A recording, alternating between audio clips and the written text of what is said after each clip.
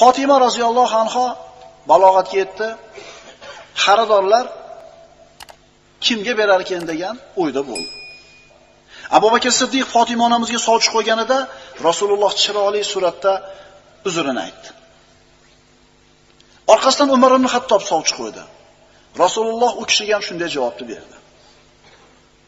Endi hammaga qiziq bo'lib qoldi. Agar Umarga bermasa, agar Abu Bakrga bermasa, Fatimani kimga berar ekan?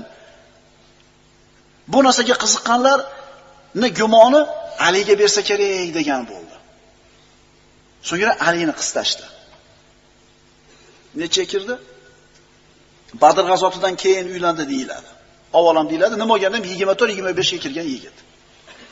Ali roziyallohu anhuga kelib, "Sen so'ramaysanmi Fatima Zahroni?" dedi.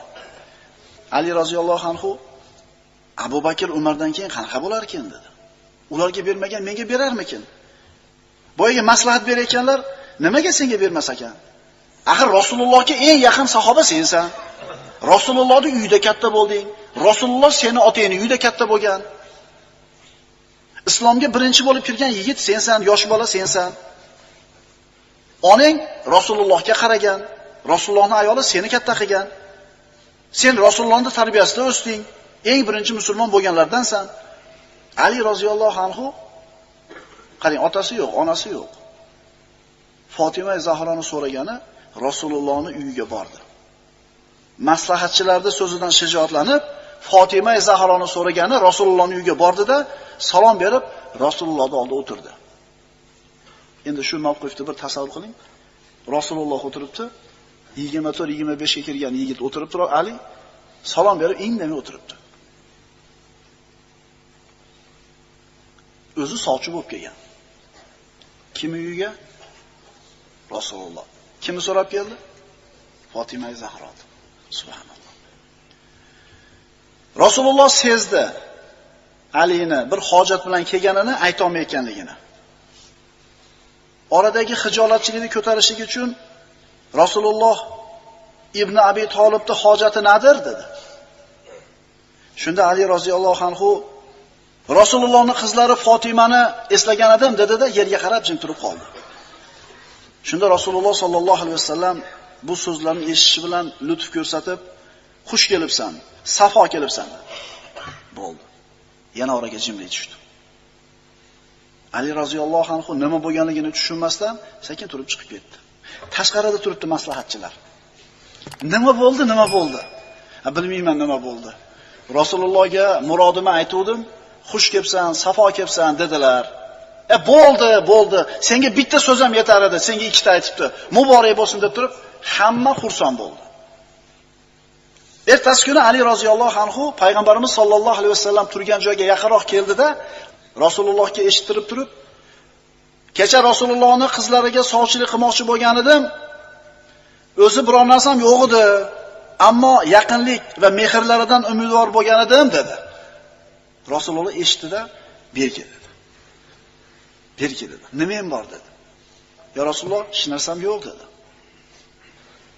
Bizchi ibrat oladigan insonlar mana shular. Kimi qizi Fatima Zahrochalik bo'la oladi? Hech kim. Kim Rasulullohning mingda biricha bo'la oladi? Hech kim.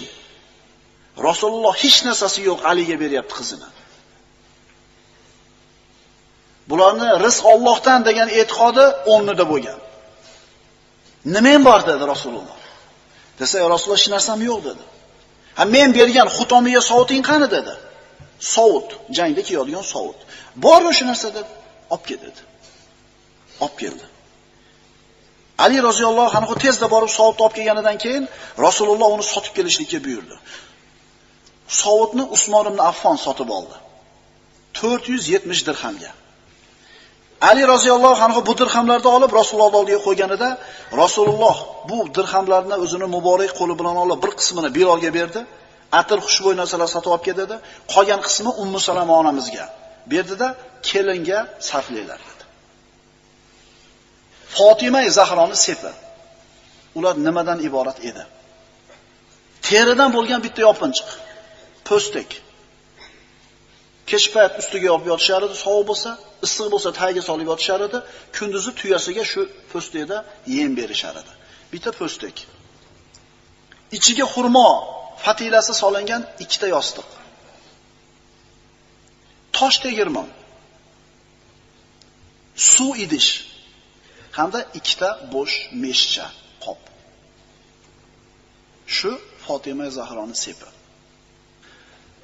So'ngra payg'ambarimiz sollallohu alayhi vasallam sahobalarni chaqirib, qizlari Fatima Zahroni Ali ibn Abi Talibga 400 misqol kumush mahri ila qoyim sunnat va vojib farizat sharti ila nikohlab berganlarini e'lon qilib, ularni guvoh qildi.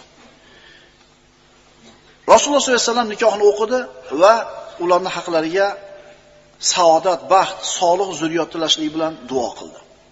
Mana endi to'y, Fatima Zahroni to'yi, valimasi. Bu marosimning oxirida esa mehmonlarga bir idishda xurmo qo'yildi. Ali roziyallohu anhuning qarindoshlari bu hodisani katta xursandchilik va marosim ila nishonladilar. Hatto kuyovning amakisi Hamza ibn Abdul Muttolib mana shu xursandchilikka ikkita jonliq so'yib, Madinaliklarga ziyofat ham qilib berdi. Amakisi so'y beryapti. O'sha paytda Ali roziyallohu anhuning yoshi 25 ga, Fatima Zahroning yoshi 18 ga yetgan edi. Shuning uchun har bitta ishingizda bizga ibrat bo'lgan Rasululloh qizini 18 ga kirganda bergan ekan. Shuning uchun jam erta berib yuborayotganlar, ozgina o'ylanaylik. Avvalgi sizlar davringlarda 16-17 yoshar qizni ham berib yuborardi desa, sizlarda davringlarda ekologiya yaxshi edi. Ximiya bilan katta bo'lmagandinglar. 18 ga kirgan qizlar bilan hozirgi 18 da farqi bor. Sal yoshini-chi, shu 18 ga yetkazib beraylik hech bo'lmasa. Hozir o'zi 25 ga kirgan bola hamchi yosh bola o'zi gaplasiz. 18 ga kirgan qizni qarasang, 12 ga kirganchalik aqli bor. Shuning uchun shoshilmanglar, orzu havas ko'radigan ota-onalar, orzu havasinglar chiqib qolmasin boshqa tomonidan. Kallasi pishsin, jasadi pishsin, dunyo qarashi bir tarbiyalansin. Kelinni Ali roziyallohu anhu o'zi ijaraga olgan xonaga olib ketdi. Kelinni Hazrat Ali ijaraga olgan xonadonga kuzatib borishdi. Rasululloh sollallohu alayhi vasallam Aliga aytdi: "Men kelmasimdan avval ayolingizni oldiga kirmay turing" dedi. So'ngra payg'ambarimiz keldida bitta idishda suv olib kelishlarini buyurdi. Suv olib kelindi. Rasululloh qo'lini suvga chilab, mana shu suv bilan Alining ko'hraklarini va peshonalarini siladi. Va mana shu suvdan olib yengil-yana qilib Fatima onamizga ham sochratib qo'ydi. So'ngra duo qildi. Parvardigor ularga baraka bergin. Ustlariga baraka yog'dirgin. Ularning nikohini barakali qilgin. Ularning zurriyatiga barakat ato etgin. So'ngra Fatima onamizga aytdi: "Men sizni o'zimning aqlimdan menga eng sevimli bo'lganiga nikohlab beryapman" dedi. Urug'im ichidagi menga eng sevimligi Ali deyapti.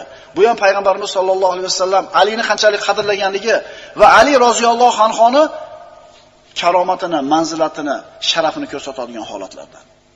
Men sizni qizim, o'zimning urug'imdagi menga eng sevimliga nikohlab beryapman. Bu nikoh Muhammad alayhisalomning Hadicha onamizga uylangandan keyingi eng zo'r nikoh bo'ldi, birodarlar. Eng zo'r nikoh Hadicha onamiz bilan payg'ambarimizning nikohi baribir. Ammo undan keyingi o'rinda turadigan birinchi nikoh Ali karramallohu vajhani Fatima Zahroga nikohlanishlik.